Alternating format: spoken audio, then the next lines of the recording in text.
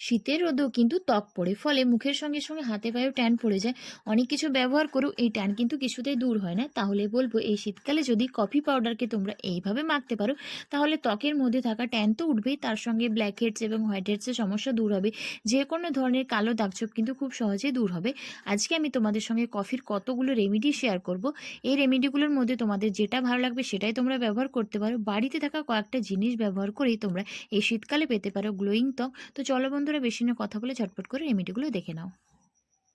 প্রথম রেমেডির জন্য আমি ব্যবহার করছি 1 চামচ মতো টক দই। তার সঙ্গে আমি মিশিয়ে নিচ্ছি কফি পাউডার, আর এর সঙ্গে আমি ব্যবহার করব মধু। এই শীতকালে মধু কিন্তু আমাদের ত্বকের জন্য খুবই উপকারী। যাদের ত্বকের মধ্যে পিম্পলসের সমস্যা, ওপেন পোরসের সমস্যা রয়েছে, তারা কিন্তু অনায়াসে এই শীতকালে রোজ রাত্রেবেলায় একটুখানি মধু এবং অ্যালোভেরা জেলকে মিশিয়ে দেখো। 7 দিন ব্যবহার করার পর তোমরা কিন্তু রেজাল্টটা নিজেরাই বুঝতে পারবে। তারপর এই 3টে উপাদানকে খুব ভালোভাবে মিশিয়ে হালকা হাতে 3 থেকে 4 মিনিট মাসাজ করে সেটাকে নর্মাল জল দিয়ে ধুয়ে নিও। সপ্তাহে 2 থেকে 3 দিন তোমরা এই রেমেডিটা ব্যবহার করো। একদিন বাদ দিয়ে করো। যেকোনো রেমেডি কিন্তু রেগুলার করা ঠিক নয়। দ্বিতীয় রেমেডির জন্য আমি আবারও নিয়ে নিচ্ছি এখানে কফি পাউডার। কফির মধ্যে রয়েছে ক্যাফিন, যা আমাদের ত্বকের মধ্যে থাকা যে কোনো ধরনের কালো দাগছোপকে দূর করে দেয়। তার সঙ্গে আমি মিশিয়েছি অল্প পরিমাণ চিনি আর নারকেল তেল।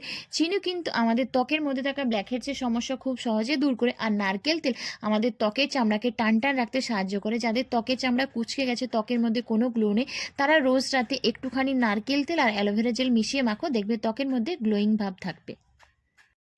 তৃতীয় রেমেডির জন্য আমি আবারও নিচ্ছি কফি পাউডার, আর এর সঙ্গে মিশিয়ে নেবো আমি বেসন। রান্নার যে বেসন হয় সেটাই ব্যবহার করছি। তারপরে এই কফি পাউডার আর বেসনটাকে তোমরা নর্মাল জল দিয়ে খুব ভালোভাবে মিশিয়ে নিই। পুরো মুখের মধ্যে ব্যবহার করো। যাদের ত্বক প্রচণ্ড পরিমাণে ড্রাই, তারা এর সঙ্গে অল্প পরিমাণে অ্যালোভেরা জেলও কিন্তু মিশিয়ে নিতে পারো। তারপর 3 থেকে 4 মিনিট হালকা হাতে মুখটাকে ম্যাসাজ করে সেটাকে তোমরা নর্মাল জল দিয়ে ওয়াশ করে নিও। এর পরের রেমেডির জন্য আমি নিচ্ছি এখানে আবারও কফি পাউডার, আর এর সঙ্গে আমি মিশিয়ে নেব নারকেল তেল। নারকেল তেল আর কফি পাউডার আমাদের ত্বকের জন্য খুব ভালোভাবে স্ক্রাবিং এর কাজ করে। নারকেল তেল আমাদের ত্বকের চামড়াকে টান টান রাখতে সাহায্য করে। যদি কারো স্কিন প্রচণ্ড পরিমাণে অয়েলি হয়ে থাকে, তারা সেক্ষেত্রে নারকেল তেলের পরিবর্তে মধুও কিন্তু ব্যবহার করতে পারো। তারপর 3 থেকে 4 মিনিট হালকা হাতে ম্যাসাজ করে মুখটাকে তোমরা নর্মাল জল দিয়ে ক্লিন করে নিও। আর সবশেষে তোমরা যে কোনো ধরনের একটা ময়শ্চারাইজার কিন্তু অবশ্যই ব্যবহার করে নিও।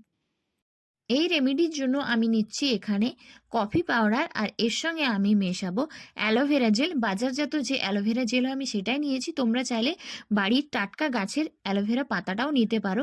যাদের অ্যালোভেরা শ্যুট করে না, তারা অ্যালোভেরার পরিবর্তে মধুও কিন্তু ব্যবহার করতে পারো। তারপর এই দুটো জিনিসকে খুব ভালোভাবে মিশিয়ে 2 থেকে 3 মিনিট হালকা হাতে ম্যাসাজ করো। ফেসের সঙ্গে সঙ্গে তোমরা এটা হাতে, পায়ে এবং গলাতেও কিন্তু ব্যবহার করতে পারো। সপ্তাহে 2 থেকে 3 দিন তোমরা এই রেমেডিটা ব্যবহার করে দেখো। মুখের মধ্যে থাকা যে কোনো ধরনের কালো দাগছোপ কিন্তু খুব সহজেই দূর হয়ে যাবে। আর সব শেষে তোমরা যে কোনো ধরনের একটা ময়শ্চারাইজার এবং টোনার কিন্তু অবশ্যই ব্যবহার করে নিও। তো চলো বন্ধুরা, আজকের মতো টাটা। সকলে খুব ভালো থেকো।